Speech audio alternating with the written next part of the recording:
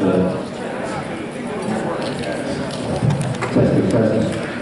this point in time, I'm going to introduce the property owners of Casale and the possible redevelopment for the developers of that property if so elected to do that. So if you would like to take it over. Sure, thanks. Good evening, everybody. Thank you very much for coming out. My name is Christopher Minks. I'm General Counsel to Russo Development. Russo Development is a almost 50-year-old company based in Bergen County. We are a developer of mission-critical space, data centers, and multifamily residential and mixed-use development. This is not our first project of this type, prospective project. And this is a project that we've been involved in for many years. It's a site that we've been interested in for in excess of 4 years. And it's one that we've taken great pride in trying to be as much a participant with Garwood as possible. Our role, as was said earlier, this is not our application. This is not a site plan application. The planning board at this phase is not in a position to approve this development. And our participation at this point is not to try and encourage you to approve this development. Our participation is merely that. It's as a participant, as an interested party to seek, and ultimately to seek designation as the redeveloper of these properties. Contrary to what Chairman Green said, you got it a little backward. We are the property owners of the Petro sites, and we are the contract purchasers of the Casale sites. We have been working very carefully, very closely with the respective families. We have been involved in those sites for a long time and actually, again, participated and assisted them in what was really hurting a bunch of cats. There was a lot of infighting among the families, and we were an instrumental force in getting those properties to a point where they could be sold at the benefit of those respective families. The Casale site is, again, one that we're still in contract to purchase, and we're working with the Casales very closely in order to accomplish that.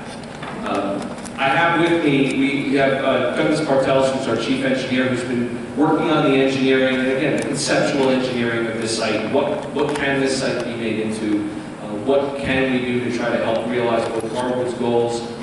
The goals of trying to make this truly a transit hub, and a transit-oriented development that takes advantage of the jewel that is your train station. It really is a valuable asset in Garwood. We also have Michael Pembroke, who's our leasing and one of our development executive vice presidents, and Edward Russo, who's the principal of our company. I just want to touch on a couple of things. I spoke to the gentleman who was concerned about Section 8, and as Mr. Mayor had mentioned, affordable housing is not Section 8 housing. It simply is not Section 8 housing. The Affordable Housing Statute in the state of New Jersey requires, it is a constitutional mandate, that every municipal body in the state of New Jersey provide a reasonable opportunity for the creation of affordable housing. And the definition of affordable housing is just that. It's low, moderate, and ultra-low. There is an ultra-low component, but it's all based on income levels. And income levels presuppose employment.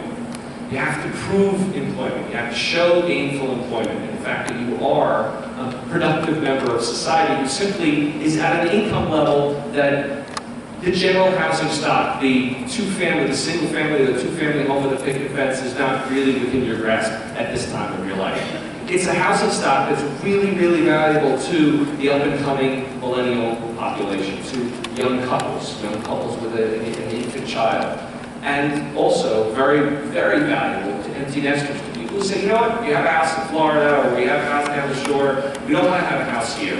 We want to have a nice, comfortable, safe apartment here, and we want to have, the opportunity to still be near our kids. But we're retirement age, and we want to be able to jump on the train and go to the city and see a show or go to a museum. That's a very real part of our demographic that we look for. So that's something that is important for you to keep in mind. It's a very rigorous and very strictly governed process, whereby you have to prove that eligibility in order to be eligible to take one of these, to to earn one of these apartments. It's a lottery system that is policed by an agency that the developer typically would control and retain, that it has to follow the strict dictates of state law. And that policing of those residents is very important because those apartments are supposed to be made available to those people who qualify, not merely people who are destitute or need public assistance. That's a different type of housing style. That's not what this is. So if that is a fear in mind, I would encourage you, if you wish to reach out to me, you're more than welcome to. I'll hand out my cards and I'll be able to shed more light on that if you need it. Other than that, Ed Russo is here and would like to speak to you a little bit about his vision and our company's vision for this site if we are fortunate enough to be designated redeveloper of the site. I think he'll shed a little bit more color and fill in some of the blanks maybe that are around the room from Vic's presentation. So with that, I'll call up Ed Russo.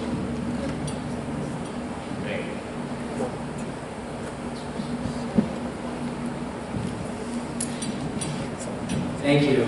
I promise I will be very brief. I don't want to keep everybody here all night, and I'm sure you all have questions and comments that you'd like to raise, and we certainly don't want to take away from your time.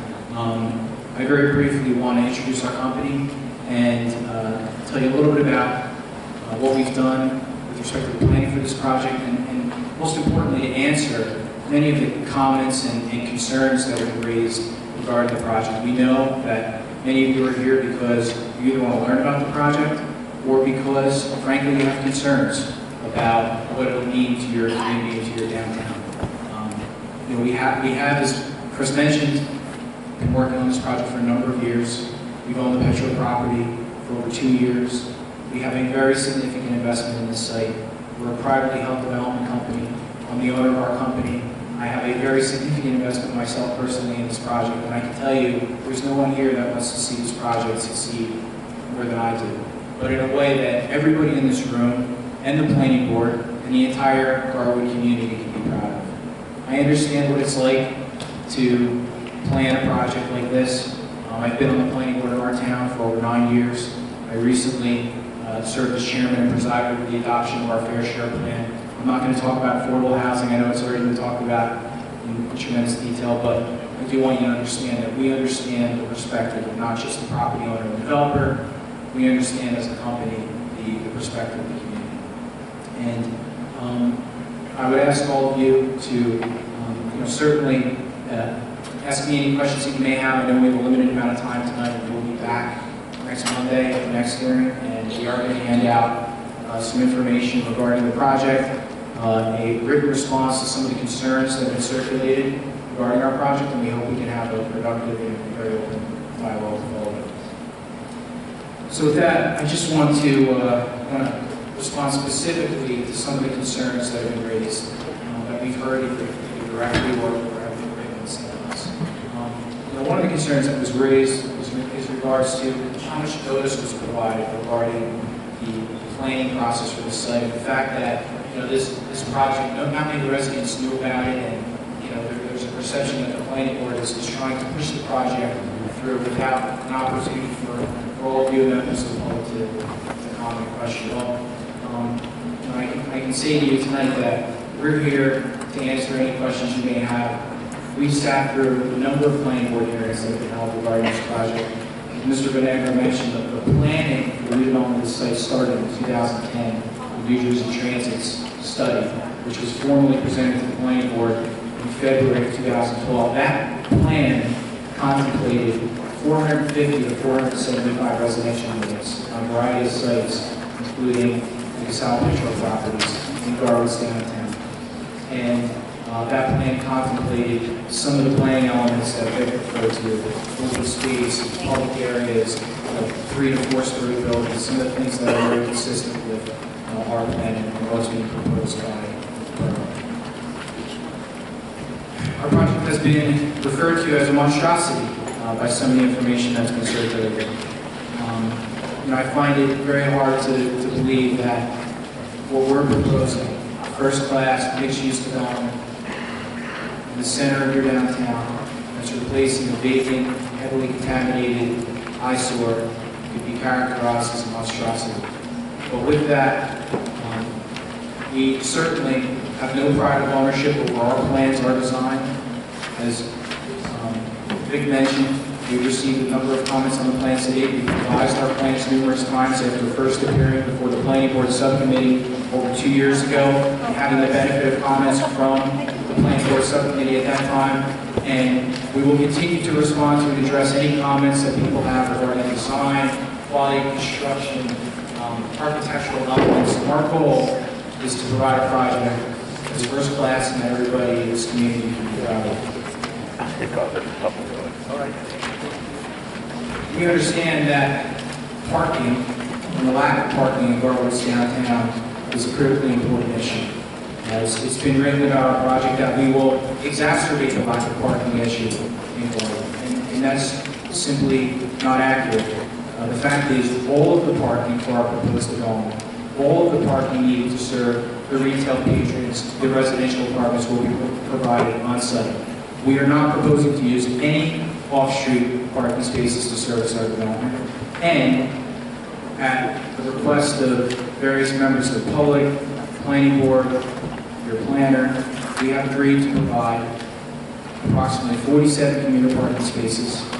We have agreed to provide approximately 100 parking spaces on the ground floor of the building, which would not only be able to service our proposed retail space, but also service members of the public who may be coming to our project, but they may be going to other properties on Center Street or South Avenue that don't have adequate parking. We've also agreed to provide 9 dedicated parking spaces next to the fire department at our cost to supplement the parking around Borough Hall and around the police department and the fire department, which today is only about 24 spaces.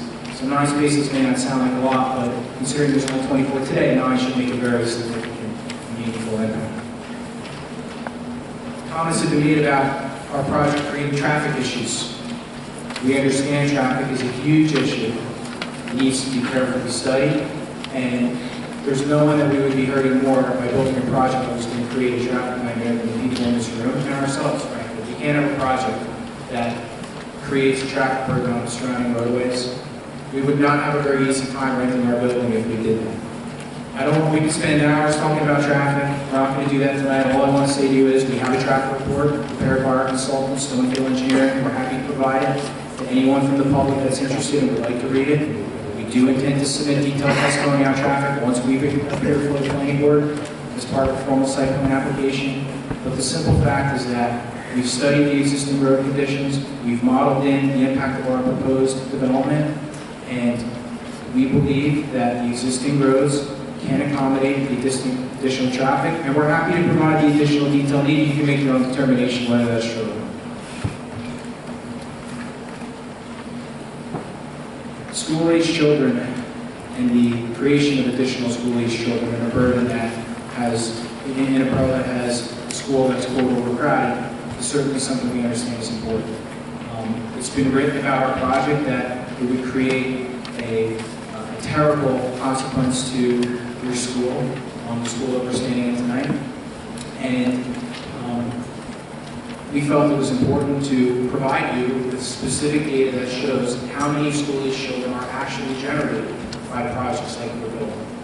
We are building a large development. I'm not going to tell you that 300 units is not significant, but for a project of this, for a site of this size, considering that 70% of the units that we're proposing are either studio or one-bedroom units, and looking at the specific data that's available, not from projects outside of Union County, outside of this area, but looking at projects in your own community, in surrounding communities like Westfield, like Cranford, the fact is our project will not generate a significant number of school-aged children. And what does that mean specifically? It means that for Garwood Lofts, as an example, 50-unit project built in 2009, or Stephanie Gardens, which is a 36-unit garden-style apartment project built probably in the 1970s. Those are the only 2 projects in Garwood that we know that have more than 25 units. Those 2 projects combined, 86 units, have 2 school-aged children. Can you give us the percentage of 1-bedroom to 2-bedroom in those units? Absolutely.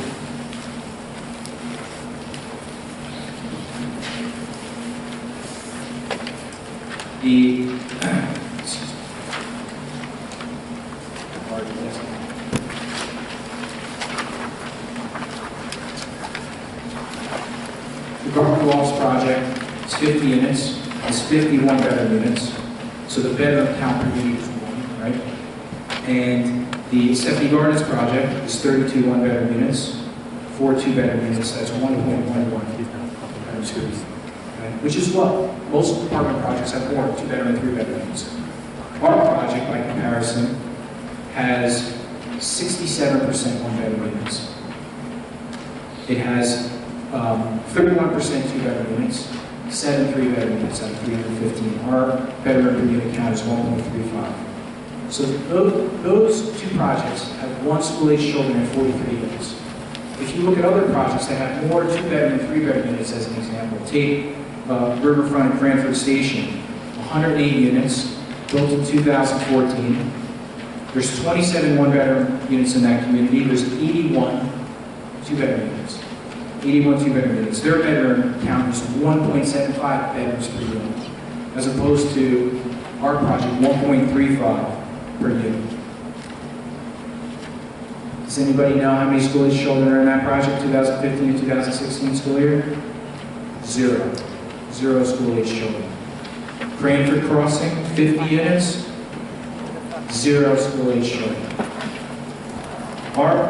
How many children now? We only talk about school-age children. Do they have infants So that are when I going to say school-age eventually children, be school-age?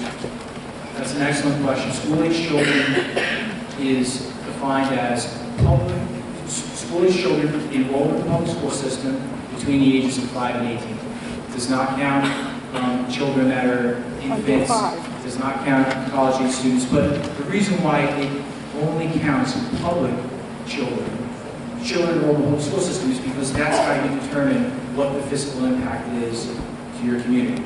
Our economist, Richard Redding and Associates, who's going to testify in the future, and to be formally appear before the planning board, has prepared a detailed fiscal impact report that shows not only the estimated number of school-age children for our project, but also the population count, the rate of base in Garwood, what population is done over the course of the last 4 years. Just to take some of the data from his report, which, like our traffic report, we're happy to share with any of you. His estimate for school-age children for our project was conservatively calculated to be 28. And he calculated that number by using data from Rutgers University, the Center for Urban Policy Research, published a study that's widely used throughout the state, where that study provides municipalities and developers with guidance as to how they should estimate school-age children. It says that a 1-bedroom unit, typically on average, now this is for units across the entire state of New Jersey, generate 0.05 children per unit. The 2-bedroom unit generates 0.11 children per unit, and the 3-bedroom unit generates 0.55. So a 3-bedroom unit, according to Rutgers data, generates 5 times as many children as a 2-bedroom. Okay? Based on that study, and using his number, we calculated the fiscal impacts for the project, using the cost to put a child through the Garwood public school system. However, even though that's a number that we intend to use for all of our testimony as a conservative number, if you look at the other projects, the actual projects built in this area that are similar to ours, in a downtown, next to a train station, with structured parking, in an elevator-served building, at a main intersection, you do not see many children built that live in these projects. And why is that? In Garwood, only 65% of the housing units are owner-occupied. 65% of the 2010 census. 35% are renter-occupied. There's 1,870 approximately housing units in the borough of Garwood. So if you're a family, you want to live in Garwood, you want to have your kids attend Lincoln School, or go to ALJ High School in Clark, are you going to move into an apartment community that has mostly studio and 1-bedroom units, with very few 2-bedroom and 3-bedroom units? It's possible there will be some, but very few. Is the simple answer. So we do want to be very careful about modeling school-age children accurately, but the data strongly supports that the number of school-age children for this project will be very, very low. It's also been said and commented that our project is going to cause the population of Garwood to increase by 10 to 20%. And we do agree that there will be a meaningful increase. According to our economist, using data from Rutgers University to calculate how many people typically live in a project like this, we think there could be approximately 540 residents. It's about a 13% increase in Garwood's population. Garwood has a population of 4,226 people per the 2010 census. What I would ask you to consider is that the population in Garwood in 1990 was 4,227 residents. It changed by one person over a 20-year period. The tax rate in Garwood between 2000 and 2015 increased from $3,691 in 2000 to $9,495 in 2015, and almost tripled over a period of time. We live here. My only point to you is to say,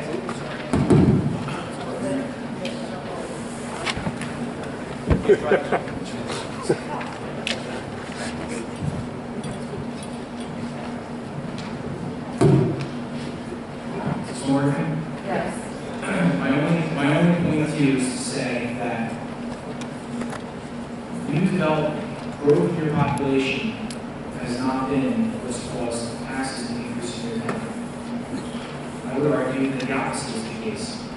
You have not seen significant amount of development over the last 10 to 20 years. It costs more and more every year to provide services to the residents of the community, and development, well planned, can be a meaningful way for you to help mitigate the increase in your taxes.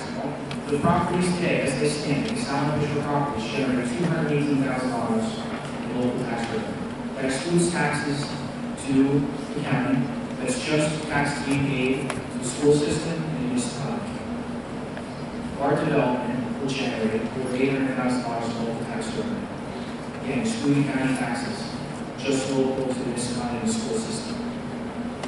That's a $600,000 increase in a community that has 4,200 residents and 1,800 households. So I think clearly redevelopment can provide a very significant and positive fiscal benefit to the community, despite the fact that it's been written that our project will create a burden on additional services and cause taxes to increase, or it will cause property values to decrease. And if you look at what's on the property today, the fact that it's a vacant, heavily contaminated industrial site, it's hard to imagine that the redevelopment of the property is going to cause surrounding property values to decrease. The data simply does not suggest that, and I think the Garwood community can look at this in an intelligent way and factual way and understand that redevelopment is something that certainly should happen on this property. I'm going to quickly close. I promise I would keep this brief by talking a little bit about New Jersey Transit. I know Vic talked in a fair amount of detail about the New Jersey Transit study, ridership on the transit line. The fact is, in Garwood, during the morning peak hours between 5:30 a.m. and 9 a.m., 4 trains stop in Garwood. Garwood has an average of 85 riders a day, according to the 2010 study that Vic referred to. Westfield, on the other hand, has 2,100 riders on a typical weekday. Cranford has 1,100 riders. Westfield has 10 trains that stop at their station in the morning peak hour. Cranford has 9. So 6 of the trains that stop at Westfield go right by Garwood on their way to Cranford every morning. New Jersey Transit has looked at the possibility of adding more stops at Garwood. But they said directly to us, and I've heard that they said to members of the Garwood governing body over the years in the community, they will not increase ridership. They will not increase service to the station unless ridership increases. They want to see an increase in ridership before they provide additional service. We believe, based on the feedback we've received from them, that with the project like ours being developed right next to the train station, we will inevitably create additional ridership. There's a very strong likelihood that with that additional ridership, New Jersey Transit will provide better and more frequent service. Now, you can argue whether that's a positive thing or a negative thing. We believe that more ridership in a transit-oriented community, borough is a positive thing. You know, the question about one-seat ride, and is that coming to Garwood? Personally, I think it'll be a very long time before we see one-seat rides going into Manhattan along the Marion Valley line, even though it would obviously be a terrific thing. You heard some of the statistics from Vic on what it does to property values. It's without a new tunnel across the Hudson River, maybe infeasible or unlikely that that's going to happen. But additional stops, additional trains stopping in Garwood, that is possible. That doesn't require an additional investment on New Jersey Transit's part. The trains run by Garwood anyway each day. So if New Jersey Transit thought the demand was there for additional stops, they would stop. And I think many would believe that that would be a positive thing for this community.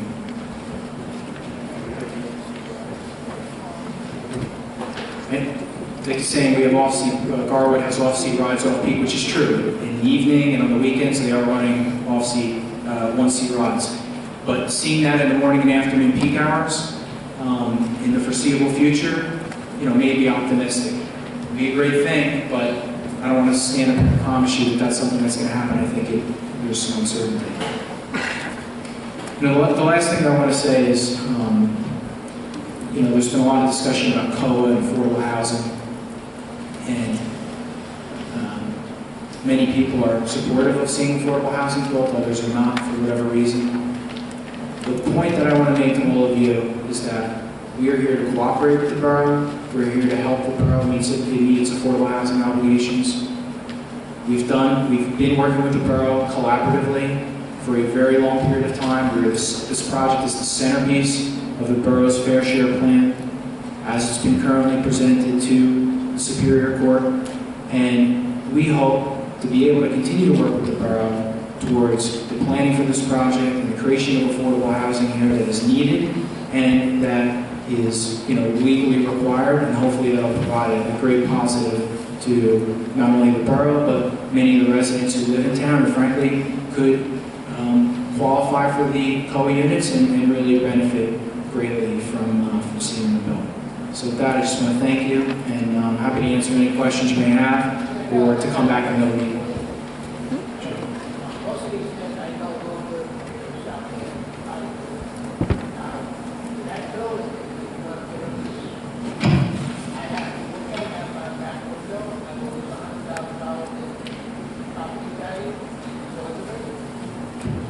Your question was, do you have to look at, you know what, I didn't really hear everything. So get this guy a mic.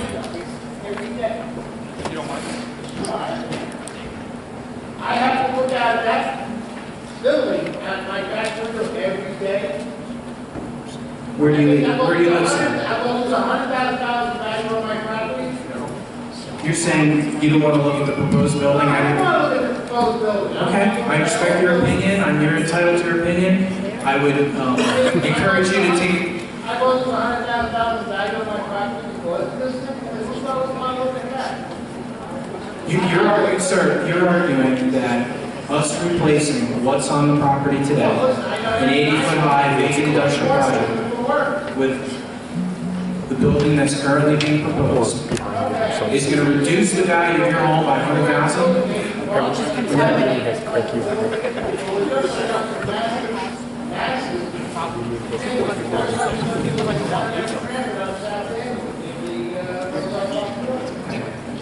Well, certainly, sir, we respect your comment and your opinion. What I will say to you is this project is much further set back from South Avenue and Center Street than Cranford Crossing. And that's... I'm talking about all the way down. Woodline. If you compare this, you're talking about... yeah, sure, okay.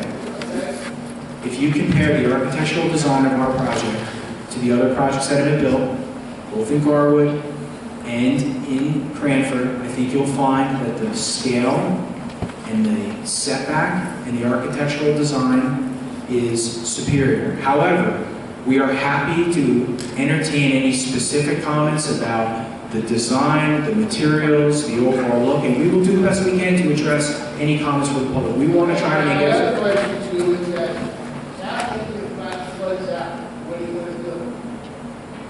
when South Avenue floods out? It floods out. When we get that rain, it floods out. And I got a condo on my street. We understand flooding is an issue in many communities. What I will say to you is that 100% of the stormwater runoff that's generated from this project will be detained on site and will be released at a much lower runoff rate than what's today. Okay. Thank you, and we're not going to entertain questions of this this person right now. What I would like to do is open it up for any questions of Joe McCarty, because he was nice enough to come here, the mayor of Roosevelt Park, tonight, and he did, I thought, an exceptional job explaining some of the particulars. So with that, I would like to open up for public comment or questions of Joe McCarty and give him an opportunity to answer anything. Yeah. After that, we will open it up again for discussion.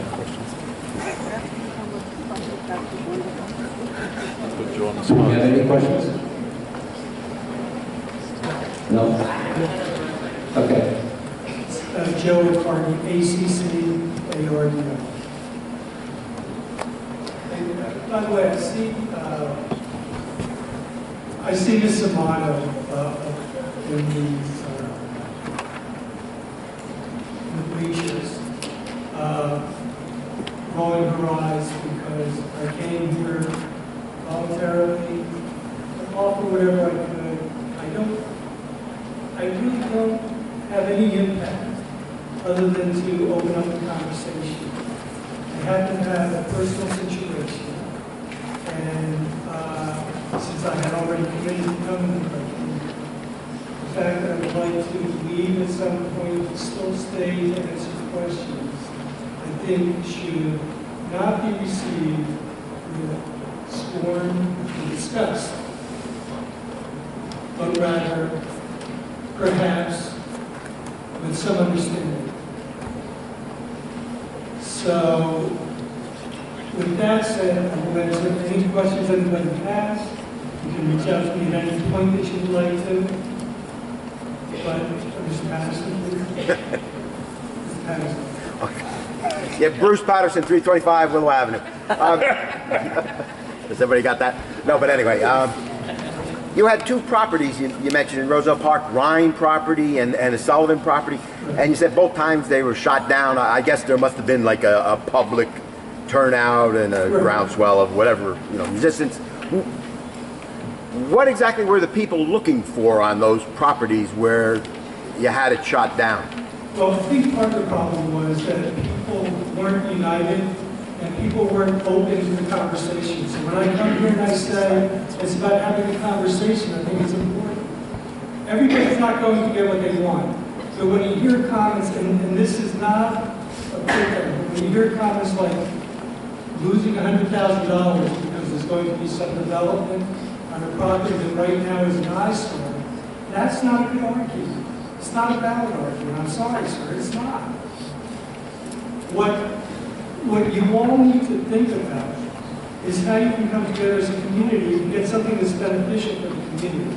In Roosevelt Park, the Sullivan property was shot down because it was going to be pads in an area that we had recognized we needed to do some kind of development that would enhance what we call our T intersection. I see some business owners from Roosevelt Park here, and they know exactly what I'm talking about when I say the T intersection.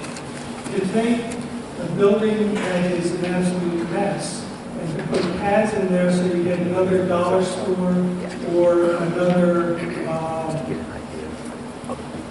auto zone is not something that was going to enhance the community, and the community decided that's not what they want. The Sullivan property is fairly recent. It's been vacant for 7 years, but it's fairly recent.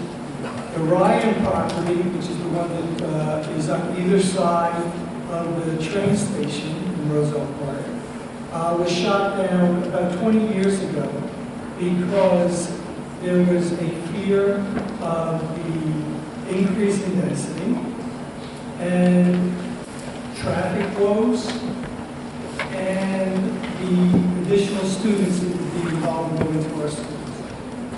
I don't know whether it was right or not. I didn't check out the studies involved in that type of development. I know there's some question now as to whether the Ryan family is again willing to approach the board to develop that property. Because the most telling one was the Romanovsky property on Westfield Avenue, and that was going to be luxury apartments. The real issue there was not what was going in, but rather the potential pilot program where the Board of Education would not partake in any increase in revenues for the community. The pilot program is a payment in lieu of taxes, where 95% of the payment goes to the municipality and 5% goes to the county. The Board of Education doesn't get any benefit from that kind of arrangement.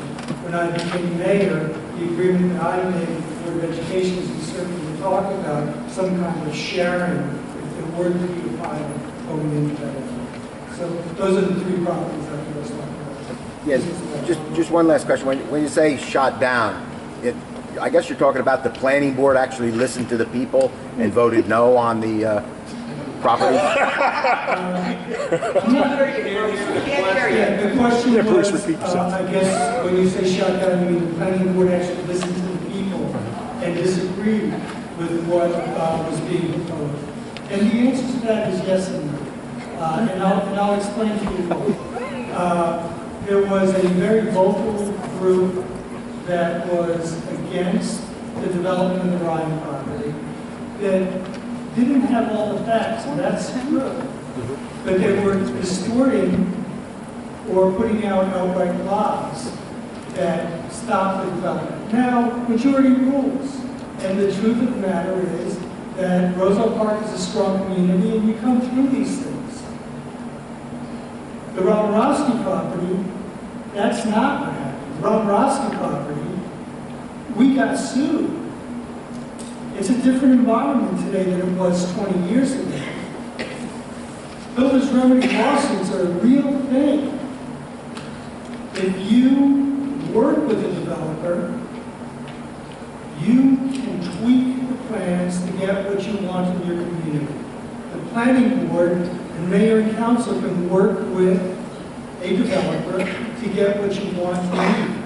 However, if you don't meet your co-obligations, if the stay that Judge Casale has imposed is lifted, it's free game. You'll have 20 developers coming in here like incredibly, suing to increase density because more money comes from more density, increased density, and that's when you're going to have the traffic problems. That's when you're going to have the problems with students going to the schools.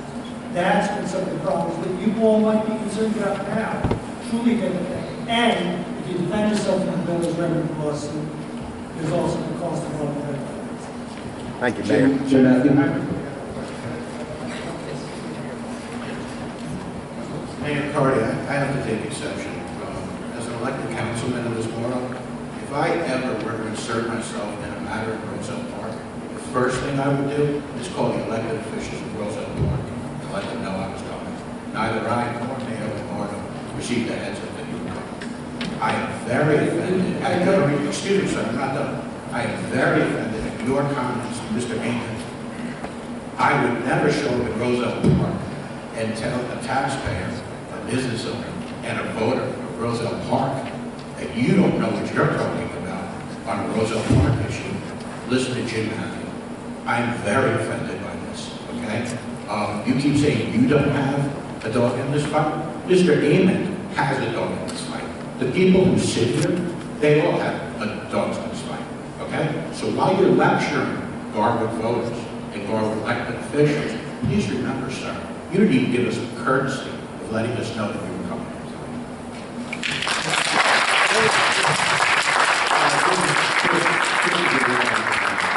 Yes, we were notified that he was going to be here tonight by our planner.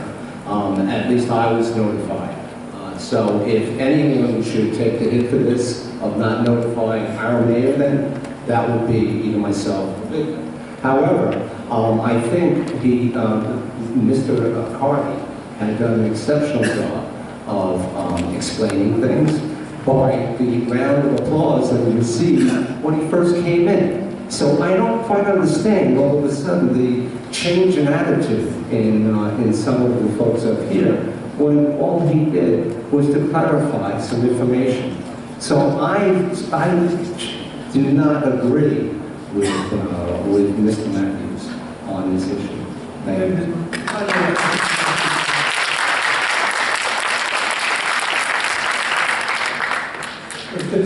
There's probably, I don't know, 150 people here, about probably 30 or 40 of you I recognize. I've seen you in town here because I do come here to shop and do things here. Some of you I've seen over the years. Some of you are fellow residents of my town or business owners in my town. Some of you I know professionally. Mr. Matthew I know for years as well. I'm not the mayor right now. I don't know what kind of diplomacy you expect from me, but frankly, you know, the truth is you have been to Roselle Park when I was the mayor. You have come to my town. You didn't call me. I don't think I have any sense of obligation or duty to pick up the phone when I was invited to come. I don't have a horse in this race. And to really be the kind of person that attacks me kind of shows your character. Okay. With that.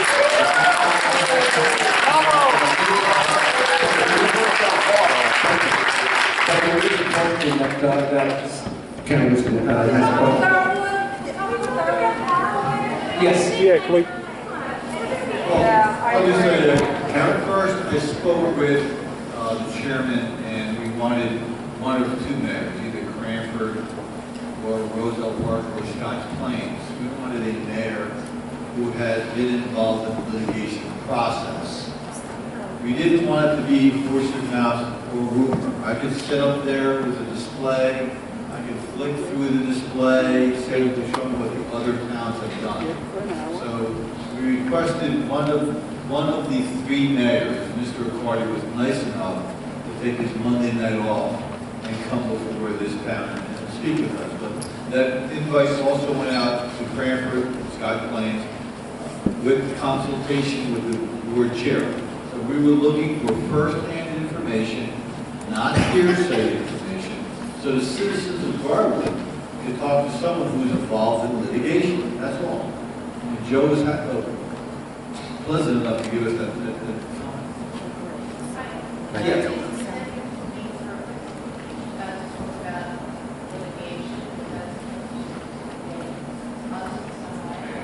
The question is if that's my main purpose, to talk about litigation, that's supposed to intimidate people in any way. No. My purpose in coming here is to explain to you our story. And I said at the outset that those who don't study history are condemned to repeat it. You know, frankly, I'll walk out of here tonight and it won't have much of an impact on my life. It really won't. And you can do your own research. You don't have to listen to anything that I say and take it at face value. I encourage all of you to do the research. At the end of the day, I encourage you all to come together as best as you can and to make decisions for the benefit of the community, knowing that if there's 150 people here, you're going to have 150 different ideas, and there has to be some compromise to get the best thing for your community. The best thing for your community. Yes, Councilman. I personally want to thank you for coming. Yes, thank you. Because it was nice to get your input on what happened in your town. I think it's ridiculous that some people need to get noticed that you're here. Again, I want to thank you. My question is, since you went through this, and since you're going through the litigation, in your town, are these COA developers now, well not COA, but these developers are just going to sort of take over Roselle Park? Is that what you're alluding to? The question was if now the developers are going to take over development in Roselle Park, they take over the whole town. No.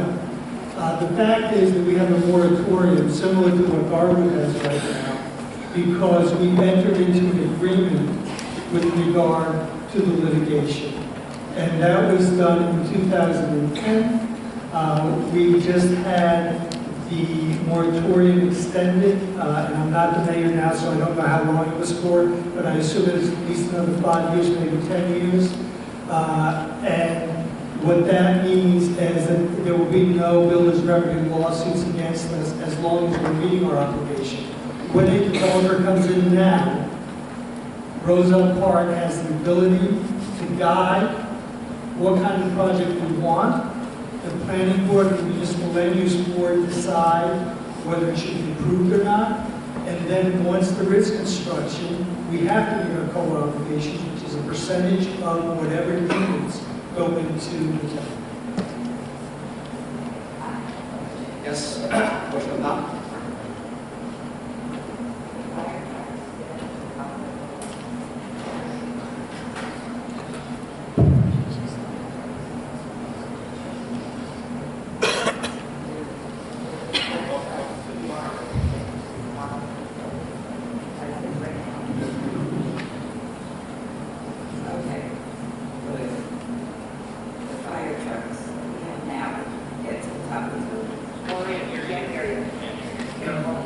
Fire trucks get to the top of these buildings that we have now? Presently, we're working, this is just conceptual, that's why if you look at the third floor, step back, fourth floor, step back, so you can access the balconies. It's entirely sprinklered, and it would be accessible to the ladders that I know that Westfield and Cranford own. We have to double check on them. Does Roosevelt Park have a fire department? I can answer that question. Roosevelt Park has a volunteer fire department, and Roosevelt Park, as part of the builders revenue lawsuit, in anticipation of the problem, because Avalon Bay, when they were coming in, was going to put in 4.5-story buildings, bought a ladder truck. It would reach the top of the buildings at 4.5 stories, which was 48 feet, as opposed to our prior building limit, which was 36 feet. However, most of the modern buildings, and again, I don't know what this plan might be down the road, most modern buildings have sprinkler systems in them that they're required to put in by code. If you recall, a couple of years ago, Avalon Bay had a huge fire because they built a facility, and I can't remember where it was.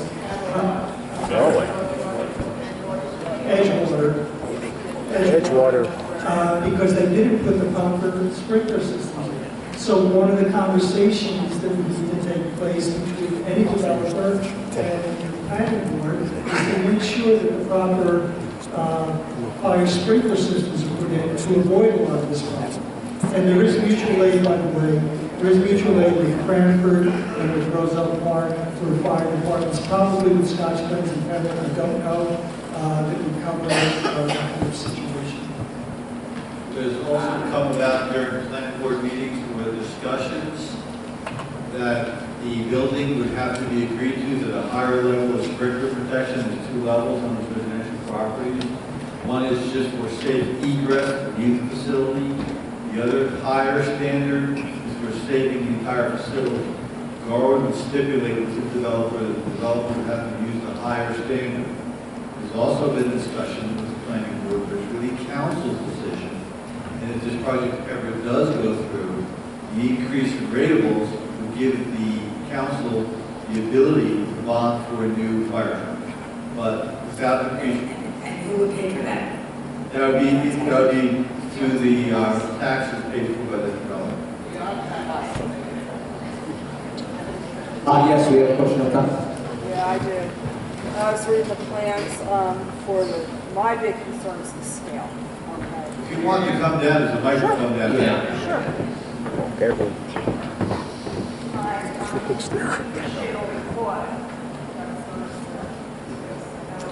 Can you step up to the mic, please? A lot of it has probably gone into this, but I know there's certain concerns that people have, and one of the ones that I have is the scale. It's a lot of units, and it seems to be crammed in one section. I read a statistic in, I think, one of the brochures where you had 1.17 parking spaces per unit. And what about if people, the parking, there's not enough parking there. What if people have 2 cars? What if you're, even if in a 1-bedroom, if you have a couple, they're going to have their own car, each their own car. There's not enough parking, for one thing. And also, there is going to be a traffic problem on South Avenue. There already is one now, without the units. So we understand that the first question is, a number of these units are 1-bedroom studios. So when you have, parking is normally associated with the amount of bedrooms. So when you have, there's thousands of studies, and that's what we use. When you have studios and 1-bedrooms, you don't normally have 2 cars per studios and 1-bedrooms. The studies, please, are done by people who do this on a daily basis. The parking counts have not been solidified. This is just a plan. Okay. When the developer and the town will hire a special parking consultant to study parking facilities throughout New Jersey.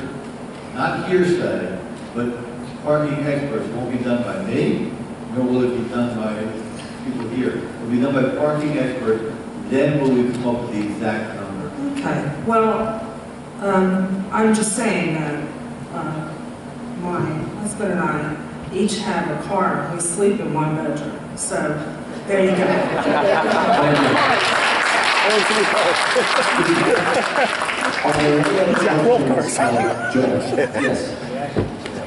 Yes.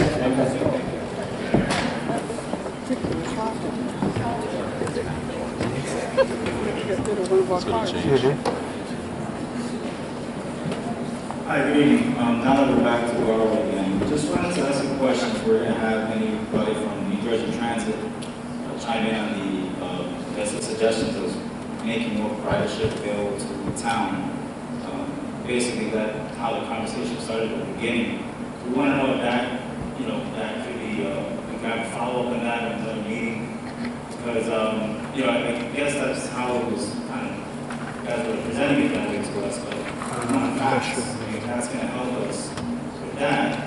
We kind of want to get it back from New Jersey Transit to give us that information. Is that something that's in the plan? Somebody from New Jersey Transit to give us those numbers. New Jersey Transit numbers are just state numbers done by private consultants who are not that familiar with the nuances of every town they work in. They give it to us as a guideline. The board felt that spreading hundreds of parking units all over the municipality would not be as beneficial as consolidating some of the density near the train station. So that's a personal opinion of the town, from talking to residents also. So, the idea is to consolidate the development and get some type of plaza or civic component downtown, where New Jersey Transit is giving you suggestions, but they don't know the planning as well as your own citizens and your own board members. So we would be supplying this study to both the County of Union and New Jersey Transit for their feedback. It makes it sound like that's a big thing, is that we want to make sure that we can get more stops. And if that doesn't happen, then we're just pretty much kind of like a dream. And this whole idea just went south. No, I think I spoke for over an hour about how we're going to meet our affordable housing component without being sued also. Now, this discussion is not just that. There's multiple pronged items that we have to address. It's not that simple. Thank you. Thank you. Anyone for questions? Yes. Good evening. I think we'll speak for myself, but the scale of this just seems so large. I understand what the affordable housing component, but can the scale be smaller to meet that component? I mean, this is... If the scale got smaller, it would have to be placed elsewhere in town. So any available lot in town would be on the market for apartment complex. Does that, the increase in population, don't increase the amount of affordable housing we have to have. The calculations are not done by us. They're done by experts hired by the Superior Court of the state of New Jersey. They're given to us, and that is what we have to follow those guidelines to keep the immunity. So we felt, instead of having 150 units off the paperboard, another 100 units, start up at the Garwood catering facility, the Garwood gold medal, and sell to a developer, and we can put another 200 units in. But we're still going to look at that eventually, right? It's No. We're possibly build 300 units. The answer is and they're no. going to get developed too. The answer is no. We're looking at 3 sites.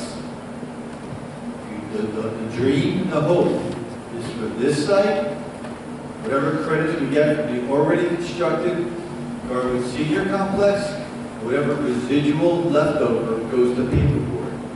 If we don't permit high density here, we're going to have to, by the courts, we'll look into possible gold medal coming down, building a complex, with a factory next to gold medal fitness, becoming a complex.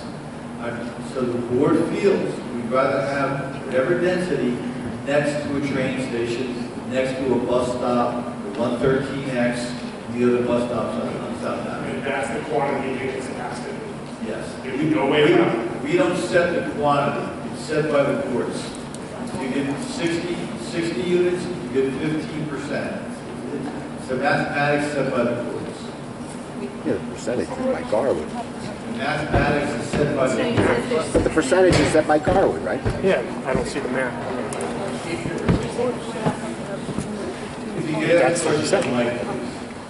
Hi, I would just like to question, the leader just published that Garwood is, cost per pupil is $17,000. There's 103 2- and 3-bedroom units. I just can't, it doesn't make sense to me that the projected children are further children. There was no question that our DPW is asking for another body. I imagine more police calls and another police person. These costs are going to go up for our public services across the board. And I just don't think they're being addressed properly for this magnitude. For the record, I think it's a great idea. It's a gold mine property. If we can get a train stop there and we can get housing and get rid of that awful looking property, I think it's great. But this magnitude, everybody keeps talking about how great Cranford is, and I just think that the nice townness of Cranford's gone. When you ride through there, it's just so crowded looking, and I take South Avenue because the traffic's a little less than trying to get through North Avenue. So it's just going to be a bottleneck getting through this town. But like I said, my main question is just please that 31 potential students, when there's 103, more than 1-bedroom apartment is just not kosher sounding. I'm sorry. Well, I know the developer, but we do have studies. I have a study here today from last week's schools, evaluation of New Jersey Transit Village initiatives. That was a detailed study. We have other studies here that we looked into through the internet. We've contacted other municipalities and other regional planners. We do not live in a vacuum. I know, but 17,000 students is a lot. The numbers being given to us are normally 3 per 100 unit range. For every 100 units, it's very low. But I guess the thought process is, if I have a number of children, why would I want to rent a 2-bedroom here at $3,000? An empty nester will take that. I could easily get a... I worked in New York City, I can afford that, it wouldn't bother me. I could get half of a 2-family, and where I raised, when I split my family, 2nd Avenue, and the rent was much cheaper with a backyard. So what if you really have 2 children, would you spend $3,000 a month on If I was making $200,000 in the city, I don't think it would bother me if I could walk to the train station. Buy the house? And my kids could walk across the town to the school. Also, is the DPW services going to be, are they going to provide their own garbage? In fact, they provide private garbage, They will provide. private plowing, private maintenance. So these facilities are not a huge drain on your tax. But that's not, we don't plan for taxes. That's not my job. That's really, We're paying. we back of our mind, but by law, I don't say I want, we want a Walgreens there because it's going to pay more taxes. We want a store. That's what the planning board says.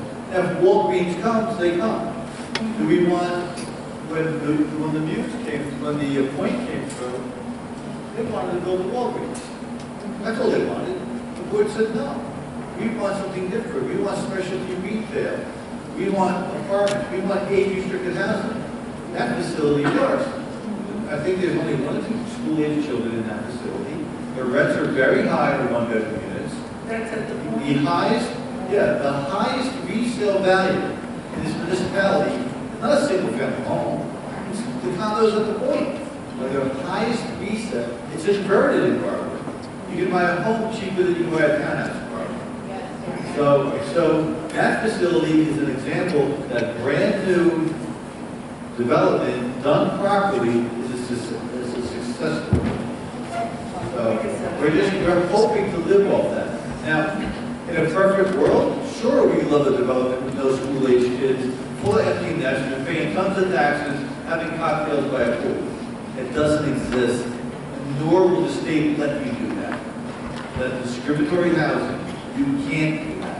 Well, you're not saying there's no kids, you're just giving a 2-bedroom apartment like it has a lot of kids.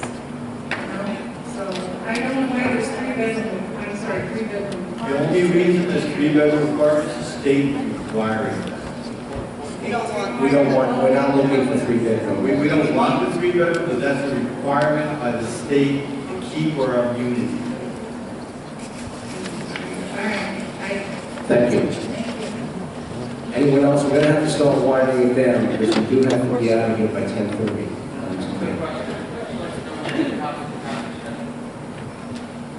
Traffic study has yet been performed. It will be performed for the site plan phase. We have actually already prepared it. We already have prepared the traffic detail map study. We're continuing to monitor it. And we have a report that will be available for circulation. We have every intention of sharing it with everyone. But again, keep in mind, this is not our application. We're simply going to try to assist in filling some time.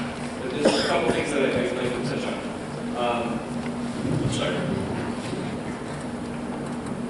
First of all, no, I'm not. As a developer, we do plan for the taxes. We do plan and make sure that our analysis and our fiscal impact will be a positive one in the community. We do in every community that we build in. We do not constitute, nor will this project be a drain on municipal services. This will be a project that will generate surpluses for the town of Garwood, and hopefully generate surpluses to the tune of being able to fund municipal projects, being able to afford tax relief to the taxpayers of Garwood. This is not something that, while Mr. Benebra may have said that a planner's job does not have, his first goal is not, well, first let's consider the tax impact, then let's plan. I think that's what he was intending to say. His job is to plan, to consider the community, the fabric of the community, the type of uses in a community, and to plan a project. Ours as a developer, as a responsible developer, is to develop a plan that will not only fit within the community, that will address matters such as traffic,